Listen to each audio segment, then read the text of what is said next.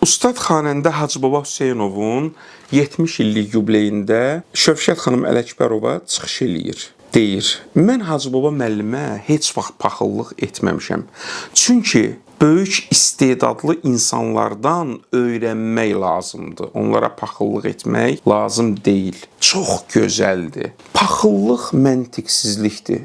Mən niyə görə axı istedadlı insana paxıllıq etməliyəm? Mən ondan öyrənməliyəm. Müəllimimiz deyirdi, professorumuz.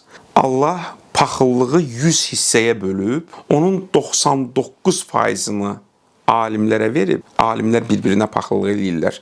Biraz da ironiya ilə, zarafatla. Təbii ki, yarı zarafat və yarı gerçək. 1%-ni isə adi insanlara verib, yəni alim olmayan insanlara. Və alimlər həmin o 1%-da da cəmaatla şərikdilər. Yarı zarafat, yarı gerçək bir həqiqət. Paxıllıq bizi geri salır. Məntiqsizlikdir. Əziz dostlar, xüsusilə gənc dostlara deyirəm. Yalnız insanlardan öyrənmək lazımdır. Faydalı nəyisə öyrənmək lazımdır. İstedadlı insanlara paxıllıq etmək qadağandır. Təşəkkür edirəm.